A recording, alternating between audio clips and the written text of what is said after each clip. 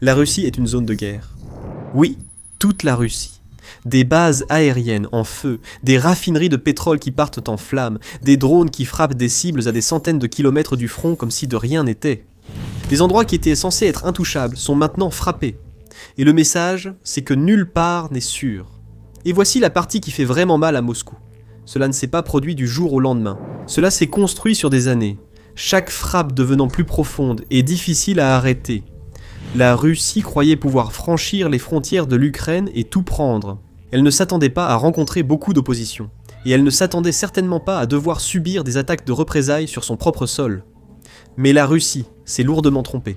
L'Ukraine a résisté. Elle a défendu son territoire. Et avec le temps, elle est allée encore plus loin, lançant des drones, des missiles, et même de véritables incursions dans des régions russes. Petit à petit, frappe après frappe, l'Ukraine a porté la guerre sur le sol russe. Cela a transformé tout le pays en une zone de guerre active, au point que l'ancien ministre de la Défense et actuel secrétaire du Conseil de sécurité du pays, Sergueï Shoïgu, a admis en mars 2026 qu'aucune région de la Russie ne peut se sentir en sécurité. Voici un retour sur la façon dont on en est arrivé là, comment la Russie a échoué à atteindre ses objectifs, et comment l'Ukraine a défié les pronostics pour infliger à son ennemi une dose de sa propre médecine. Parce qu'au début de la guerre, l'idée même que l'Ukraine puisse mener ne serait-ce qu'une attaque mineure sur le sol russe était pratiquement impensable. Les deux pays étaient peut-être voisins, avec des liens historiques étroits et des connexions culturelles. Mais en matière militaire, ils étaient à des années-lumière l'un de l'autre. L'un était un véritable Goliath du monde militaire, une force historique avec l'une des plus grandes et des plus puissantes armées de terre au monde. Des milliers de chars, des dizaines de milliers de véhicules blindés, des stocks soviétiques remplis à ras-bord de blindés et de munitions, d'énormes quantités d'artillerie, de bombes et de missiles prêts à infliger des dégâts inimaginables. En plus, la Russie disposait de forces aériennes et navales de premier plan mondial et près d'1 million de militaires actifs. En revanche, l'Ukraine n'était qu'un point insignifiant sur le radar des grandes puissances militaires. Elle n'était pas vue comme une force sérieuse, d'où l'attente de nombreux experts que l'Ukraine résisterait difficilement en cas d'invasion russe. Même les analystes les plus optimistes pensaient que l'Ukraine pourrait au moins défendre une partie de son territoire, mais ils n'imaginaient pas que les forces de Kiev seraient capables d'infliger des dégâts sérieux aux moyens ou aux infrastructures russes au-delà de leurs frontières. Mais rapidement, les premiers signes de la force cachée de l'Ukraine sont apparus. Quelques mois après le début de la guerre, des rumeurs ont circulé. Des rumeurs évoquaient des attaques contre des sites en Russie, comme un dépôt de pétrole dans la région de Belgorod, mais beaucoup n'ont pas été confirmés. Certains étaient même vus comme des inventions du Kremlin pour attiser la colère contre l'Ukraine et renforcer le soutien à la guerre. Mais avec le temps, ces incidents semblaient devenir de plus en plus fréquents. Des explosions suspectes et des incendies dans des dépôts de pétrole ont touché toutes les régions frontalières de la Russie, avec aussi des frappes de drones. Plus tard, on a découvert qu'au moins une partie de ces attaques venait de groupes anti-guerre en Russie, et non des forces ukrainiennes. Des saboteurs de Stop the Wagons ont détruit des infrastructures ferroviaires nationales pour retarder l'envoi de fournitures et de munitions au front. Et même si l'Ukraine n'était pas directement responsable de ces attaques, elle constituait les premières preuves que la Russie ne sortirait pas indemne de cette soi-disant opération militaire spéciale. Et à la fin de 2022, moins d'un an, après le début de la guerre, l'Ukraine a mené sa première frappe confirmée. 2 frappes, en fait. Elles se sont produites sur les bases aériennes d'Engels et de Diaghilevo, au cœur du territoire russe, loin des frontières ukrainiennes. Ces bases abritaient certains des bombardiers russes les plus précieux et avancés. Des avions comme le Tupolev 295, un bombardier stratégique introduit à l'époque de l'Union soviétique et utilisé pour mener des attaques de missiles de croisière contre les infrastructures ukrainiennes. Le 5 décembre 2022, ces 2 bases aériennes ont été incendiées par l'Ukraine. Des explosions ont retenti et des rapports ont fait état de dégâts, tant sur les infrastructures que sur les avions. Une nouvelle attaque a frappé Engels quelques semaines plus tard, le 26 décembre, fournissant une preuve précieuse que les frappes initiales n'étaient pas des incidents isolés ou des accidents, et que l'Ukraine était bel et bien prête et capable de frapper les Russes là où et quand ils s'y attendèrent le moins. C'était la première fois que la Russie ressentait vraiment la guerre sur son propre sol, mais ce ne serait pas la dernière. En 2023, la guerre a commencé à changer. La guerre avait débuté comme un conflit conventionnel, la Russie misant sur ses chars et blindés pour submerger l'adversaire. Les défenseurs ukrainiens creusaient des tranchées et établissaient des positions fortifiées, utilisant toutes les armes et l'artillerie disponibles pour repousser l'ennemi. C'était une bataille d'usure où chaque camp prenait tour à tour l'avantage, pas très différente de tant d'autres conflits qui avaient eu lieu dans le monde au cours du XXe et du début du XXIe siècle. Mais ensuite sont arrivés les drones. Au cours des dernières phases de 2022 et au début de 2023, la Russie a commencé à utiliser des drones de façon de plus en plus fréquente pour mener des attaques aériennes contre les positions ukrainiennes en première ligne et les infrastructures civiles. L'Ukraine a été contrainte de se défendre contre une menace nouvelle et terrifiante. Une menace rapide, peu coûteuse et facile à produire en masse pour la Russie. Une menace que la Russie pouvait déployer en très grande quantité. Des essaims bourdonnants d'explosifs aériens, difficiles à détecter sur les radars et étonnamment compliqués à intercepter avec les défenses conventionnelles, capables d'infliger d'énormes dégâts en une seule nuit. Mais l'Ukraine n'a pas simplement subi cette nouvelle ère de la guerre par drone, elle en a tiré des leçons. Elle s'est adaptée et a commencé à développer sa propre industrie nationale de drones. Si Moscou pouvait le faire, alors Kiev le pouvait aussi. Et le 3 mai 2023, le monde a eu un aperçu de ce que les drones ukrainiens pouvaient faire lorsque plusieurs d'entre eux ont frappé un autre aérodrome russe, cette fois dans la région de Bryansk. 2 cibles ont été touchées, 2 autres ont été complètement détruites. Un autre drone n'a pas été retrouvé. Le même jour, des rapports ont évoqué une attaque de drone contre le Kremlin, siège du gouvernement russe. Plus tard ce mois-là, d'autres drones ont été vus à Moscou, dont 8 entrées dans la capitale. Et même s'ils n'ont pas causé beaucoup de dégâts à ce moment-là, cela restait un événement majeur. L'Ukraine, cette petite nation que personne n'attendait à voir capable de résister, avait d'une manière ou d'une autre réussi à organiser une attaque contre la capitale russe, à près de 500 km au-delà de ses frontières. La capitale et plus grande ville de Russie, qui abrite plus de 13 millions d'habitants. Le même endroit où les oligarques les plus riches du pays et son président apparemment tout-puissant, Vladimir Poutine, passent la majeure partie de leur temps frappés par des armes ukrainiennes. Si Kiev pouvait réussir quelque chose comme ça seulement 1 an après le début de la guerre, tout en devant encore repousser de lourdes attaques russes sur le front et des frappes aériennes quasi constantes, jour et nuit, de quoi d'autre pourrait-elle être capable? Nous allions bientôt le découvrir.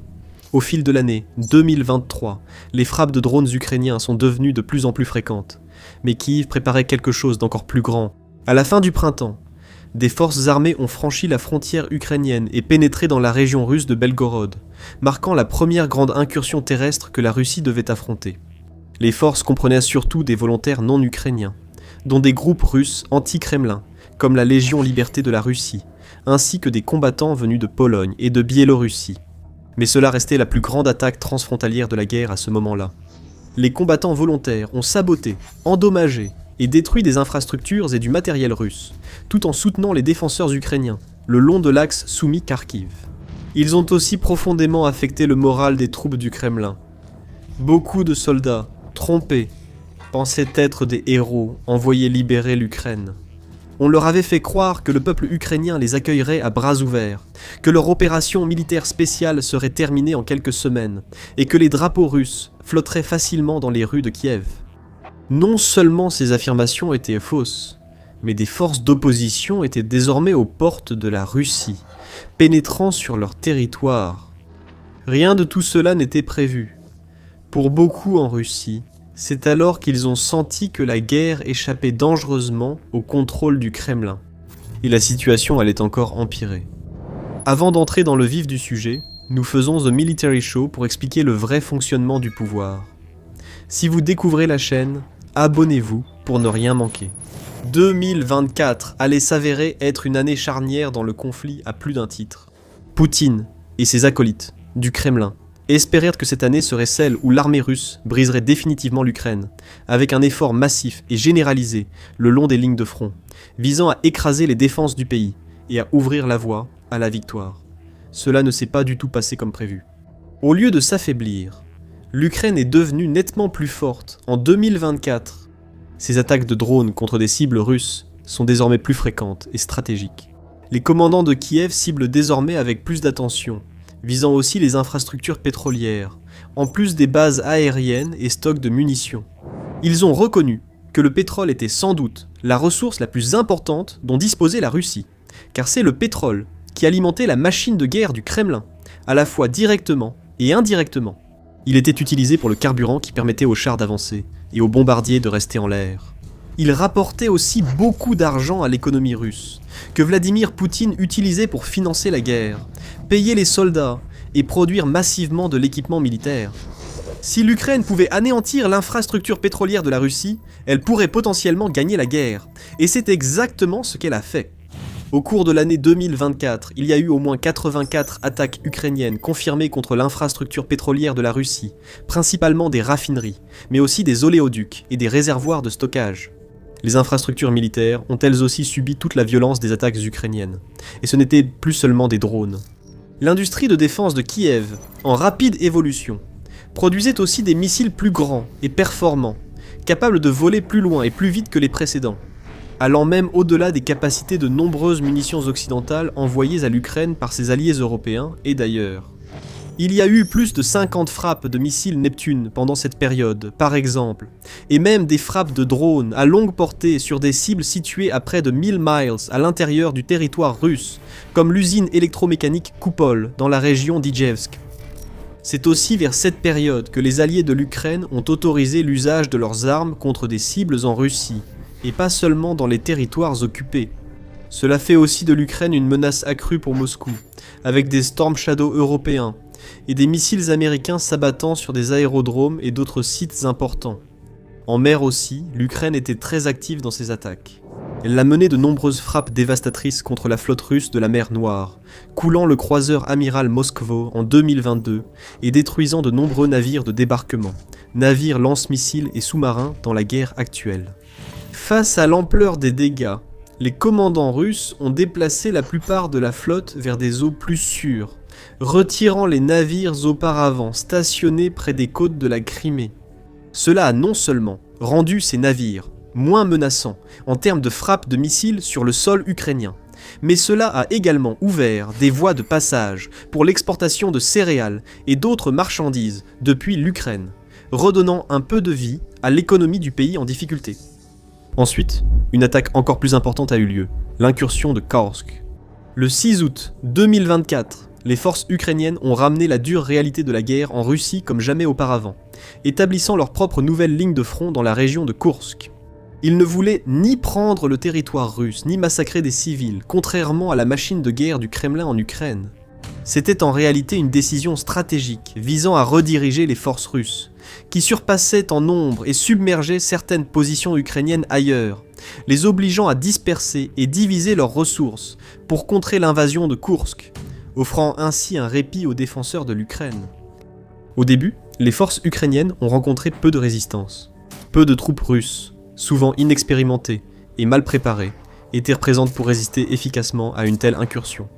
L'armée de Kiev a ainsi rapidement contrôlé des villes et villages clés, capturant des soldats et détruisant ou saisissant tout équipement russe rencontré. À leur apogée, les forces armées ukrainiennes étaient présentes dans plus de 80 localités russes et ont tenu jusqu'en mars 2025 quand les commandants de Kiev décidèrent de se retirer. La Russie a tenté de présenter cela comme une sorte de victoire. En réalité, c'était une défaite écrasante. Pour la première fois depuis des décennies, une force ennemie franchissait la frontière russe et contrôlait une partie de son territoire. Même après avoir quitté la zone, l'Ukraine a causé de nombreux dégâts et pertes, laissant mines et explosifs improvisés que les Russes doivent gérer. Cela a également distrait l'ennemi suffisamment longtemps pour que l'Ukraine puisse se rétablir et se regrouper sur d'autres points du front, empêchant le Kremlin de capturer des villes ou des localités importantes. Dans l'ensemble, 2024 a été une année impressionnante pour l'Ukraine en ce qui concerne sa capacité à riposter avec succès contre son ennemi. 2025 a été encore meilleur. L'année venait à peine de commencer que des drones ukrainiens ciblaient déjà Moscou, avec une frappe massive impliquant 240 véhicules aériens sans pilote envoyés depuis l'Ukraine, franchissant la frontière et visant à la fois des sites militaires et des infrastructures pétrolières dans plusieurs régions russes. Et ce n'était que le début. En 2025, les frappes de drones ukrainiens sur les positions russes sont passées d'une fréquence mensuelle ou bimensuelle à presque quotidienne. À ce stade, l'Ukraine avait maîtrisé l'art de la guerre des drones et surpassé son adversaire en produisant une gamme de drones plus diversifiés et plus efficaces, les utilisant à la fois pour détruire les infrastructures et briser le moral de l'adversaire. Elle fabriquait également des drones en bien plus grande quantité qu'auparavant, passant de 20 000 par mois à 200 000. Des usines de production militaire, des raffineries de pétrole, des entrepôts, des aérodromes, une cible après l'autre étaient détruites et incendiées par les frappes kamikazes de l'Ukraine. Les frappes sur les infrastructures pétrolières se multiplient, et Poutine commence à en ressentir les effets sur l'économie. Les frappes ukrainiennes ont coûté environ 12 milliards de dollars à la Russie, d'innombrables litres de pétrole étant détruits, et la production réduite. Les drones et missiles ont aussi détruit des atouts militaires majeurs du Kremlin, tels que systèmes de défense aérienne et radars valant des milliards de dollars. Puis est venue l'attaque la plus dévastatrice et la plus emblématique de toutes, l'opération Toile d'araignée. Le 1er juin 2025, l'Ukraine a exécuté un plan qui avait été préparé depuis plus d'1 an. Elle a caché des dizaines de drones dans des camions, ensuite envoyés vers divers sites stratégiques à travers la Russie, juste à côté des principales bases aériennes russes. Une fois en position, le camion s'est ouvert et les essaims ont été libérés, déchaînant le feu sur les bombardiers russes à capacité nucléaire et d'autres avions. Selon les rapports, l'attaque a éliminé un tiers de la flotte de bombardiers russes, détruisant ou endommageant pour des milliards de dollars de matériel du Kremlin en une journée. La flotte de la mer Noire était également dans la ligne de mire de Kiev, avec plusieurs attaques majeures au cours de l'année 2025 endommageant et même coulant plusieurs navires russes, détruisant des infrastructures maritimes importantes près du port sous-marin de Benolossiesk et envoyant un message clair au Kremlin. Peu importe jusqu'où vous fuyez ou où vous cachez vos navires, ils seront trouvés et ils seront détruits. Et ainsi, nous entrons en 2026, une autre année charnière, dans une guerre qui, selon la Russie, ne devait durer que quelques semaines. Après des années d'efforts, des années de souffrance, des années à endurer les attaques incessantes de la Russie, l'Ukraine aurait pu commencer à vaciller. Vladimir Poutine misait justement sur cela, pensant qu'en prolongeant la guerre, l'Ukraine finirait par céder sous la pression de sa puissante machine de guerre. Mais cela ne s'est pas produit. Au début de l'année 2026, l'Ukraine n'a pas relâché ses efforts. Elle n'a pas reculé. Elle avait fait monter les enchères. Elle a poursuivi ses frappes dévastatrices sur les infrastructures pétrolières russes. Elle a accéléré le développement et le déploiement de nouvelles armes, comme le missile Flamingo longue portée, tout en poursuivant la guerre avec les armes de ses alliés, tels que les Storm Shadow de la France et du Royaume-Uni, ainsi que d'autres missiles étrangers. En février 2026, l'Ukraine a frappé l'usine de carburant pour missiles de la région de Tver en Russie. En mars, elle a poursuivi avec une attaque contre une usine de microprocesseurs pour missiles. Le missile Flamingo a commencé à être aperçu de plus en plus régulièrement, frappant d'abord le champ d'essai de Kapustin Yar, puis touchant l'usine de Votkinsk, un site clé du complexe de défense russe. L'Ukraine a également perfectionné ses tactiques de drones, innovant et établissant de nouveaux records, comme dans la nuit du 8 mars, lorsqu'elle a lancé un nombre impressionnant de 754 drones, plus que jamais auparavant, contre des cibles à travers la Russie et les régions occupées. Des milliers d'autres drones ont été envoyés dans les semaines suivantes, parcourant des centaines de kilomètres dans l'espace aérien russe, contournant les systèmes de défense aérienne du Kremlin et atteignant leurs cibles dans de nombreuses régions. Fin mars, l'Ukraine a frappé plusieurs ports pétroliers majeurs de la Russie en mer Baltique, causant de grands incendies et des perturbations inédites dans l'industrie pétrolière. Soudain, il ne s'agit plus seulement d'une raffinerie ou d'un oléoduc touché une fois par mois ou à quelques semaines d'intervalle. Certains rouages essentiels de la machine économique russe sont frappés presque chaque jour. D'innombrables litres de pétrole, des milliards de dollars de dégâts, encore et encore. L'économie russe est à son point le plus faible depuis des années. La banque centrale a dû hausser les taux d'intérêt à un niveau record. Les familles russes paient la guerre de Poutine, tandis que le coût des produits essentiels grimpe et que le budget national est gaspillé dans l'armement au lieu de la santé et de l'éducation. Chaque mois qui passe, la Russie s'affaiblit, et l'Ukraine se renforce, et les données le confirment. Bien que la Russie bombarde toujours des villes et des localités ukrainiennes, les forces de Kiev ont causé d'importants dégâts militaires et économiques en retour. Leurs frappes sur les infrastructures pétrolières et d'autres sites clés ont fortement accru le coût du conflit pour le Kremlin, sans relâcher la pression.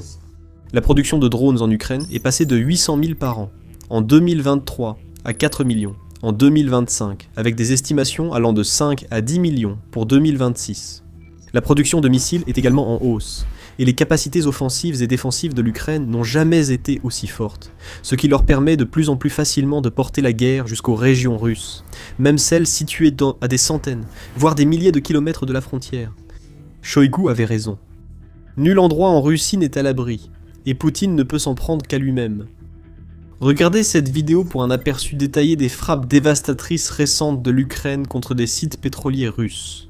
Ou regardez ceci, pour voir comment le taux de perte de la Russie a sérieusement commencé à s'envoler en 2026, avec un nombre croissant de morts et de blessés, et de moins en moins de nouvelles recrues, pour remplacer les soldats perdus. Pour d'autres analyses pertinentes, abonnez-vous dès aujourd'hui à The Military Show.